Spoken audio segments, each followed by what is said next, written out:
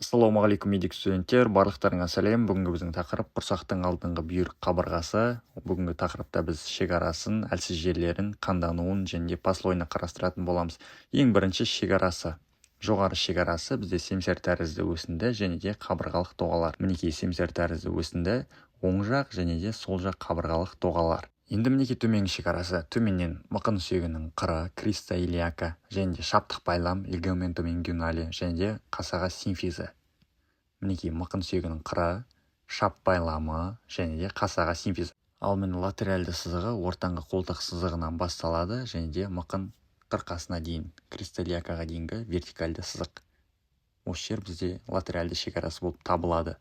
Қорытындылай кетсек, осы аймақтың барлығы бізде іштің бүйір қабырғасы. Топочкада сұрақ келсе, осылай жауап бересіңдер. Осы аймақты айтасыздар. Енді біз бұл аймақтарды тойзымайыққа бөлеміз. Ең бірінші эпигастрий, одан кейін барып оң жақтық қабырғасы, сол жақтық қабырғасы, сол жақтық бүйір жақ, оң жақтық бүйір жақ, кіндік аймағы ортасындағы, одан кейін барып сол жақтық шап аймағы, одан кейін гипогастрий және де оң жақтық шап аймағы. Осы 9 аймақта әртүрлі органдар бізде орналасады.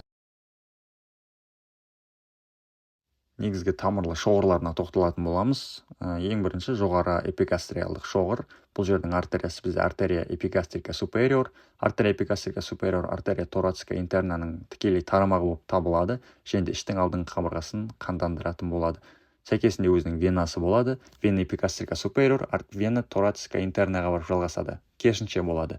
Одан кейін барып бізде нерв, интеркосталис, 7-ші және 12-ші, мінекей 7-ші бізде қабырғаның астылық аймағы бар ғой, соған байланысты келетін болады. Бұл бізде жоғары аймақтікі. Енді төменгі эпигастриальды аймақ. Бұл жерде артерия эпигастрика инфериор бар. Ол бізде сыртқы мықын артериясының тармағы болып табылады. Және де артерия эпигастрика супериор, инфериор екеуі анастомоз құрады. Сәйкесінше қасында веналар бар. Бұл венасы бізде мықын венасына құйып, ары қарай жоғары кетеді. Енді нервтарына тоқталатын болсақ, нервус илия гипогастрика және де нервус илия ингуиналис орналасады. Бұл бізде төменгі эпигастриальды аймақты нервтандыруға қатысатын болады. Енді терең шонданай шоғыры, артериясы, артерия циркумфлексия илиака профунда.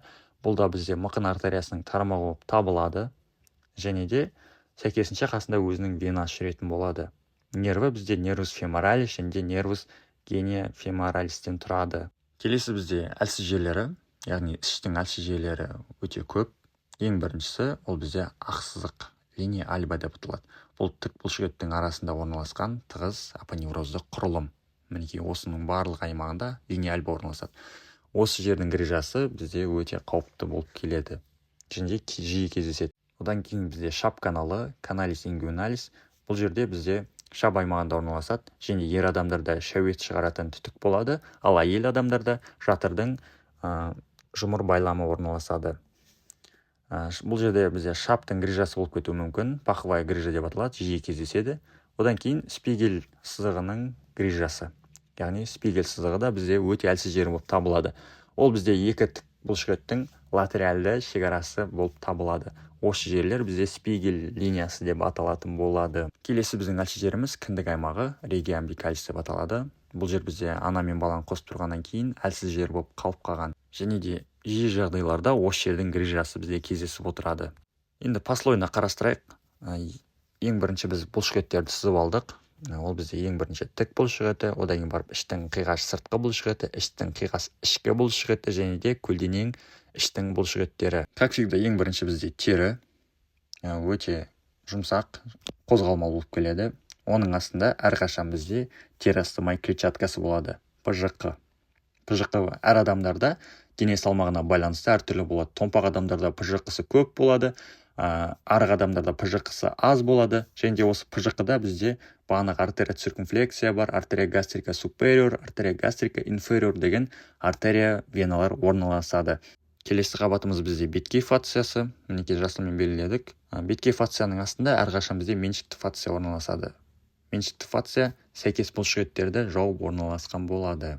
Енді ең қызығы, мінекей біздің іштің сыртқы қиғаш бұлшықетінің апоневрозы. Бұл бізде тік бұлшықетін сыртынан қоршап жатады. Одан кейін іштің ішкі қиғаш бұлшықетінің апоневрозы екі жапырақша түседі. Мінекей сыртқы жапырақшасы немесе қынабы деп айтасыңдар.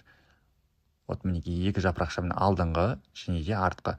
Бұлар бізде іштің тік бұлшықетін құшақтап орналасқан сияқты болып табылады. Одан кейін барып іштің көлденең бұлшықетінің апоневрозы. Осылардың ортасында бізде ақсыздық пайда болады. Бағанағы линия альба. Линия альба осындай екі бұлшықеттің ортасындағы шандырлардан пайда болады. Енді бұның астында бізде іштің көлденең бұлшықетінің фациясы бар. Фация трансверсум деп аталады. Фация трансверсумнан кейін бізде не орналасады? Іш астралды клетчатка. Бұл клетчаткалар, яғни барлық клетчаткаларда бізде ірің жүрген жақсы көреді. Әрқашан клетчаткалар арқылы төменнен жоғары қарай іріңдер тасымалданып жүреді. Одан кейін бізде, собственно, іш астарымыз бар. Бұл бізде іш астардың висцеральды қабаты, яғни іш астар май. Осы клетчаткамыз бағанағы алдында айтып кеткен фация трансверсумен іш астардың бір-біріне жабысып қалуынан қорғап тұратын бір құрылымдар бар. Бұл бізде кіндіктен жоғары аймақтың қабаттары болатын. Енді кіндіктен төменгі аймақтың қабаттарын қарастырамыз. Айырмашылықтары бар, бірақ ондай қатты көп емес. Бізде бетке фацияға дейін өзгеріс жоқ, сол үшін қоя салайық. Ең басты өзгерістер бізде іштің қиғаш бұлшықеттерінде. Ең бірінші, ол бізде іштің сыртқы қиғаш бұлшықеті, ол өз қалпынша сыртынан қоршап өтеді. Одан бар мускулус трансверсум бар, көлденең бұлшықет. Ол бағанағы артынан өтетін еді ғой. Бұл жолы бұл алдынан өтеді. Және де іштің ішкі қиғаш бұлшықеті басында қынап түсетін. Бұл жерде барлығы қынап түспей, сыртынан қоршап өтті. Айырмашылығы осы жерде. Одан кейін барлығы қалыпты. Фация трансверсум, көлденең фация бар. Одан кейін бар іш астар алдыңғы клетчатка, барлығы қалыптасып тұрады. Сабақ ұнады деген ойдамын. Сабақ ұнаса каналға тіркеліп, комментарийлеріңді жазып кетіп, сабақтан қанша алғандарыңды жазып кетсеңдер болады. Маңызды достар, егер де сендер топографиялық анатомиядан қиналып жүретін болсаңдар, рубежкадан аз алып жүрсеңдер, мен сендерді живой отырып сессияға рубежкаға дайындай аламын. Маңызды ақпаратты алу үшін Инстаграмға өтіп кетіңдер.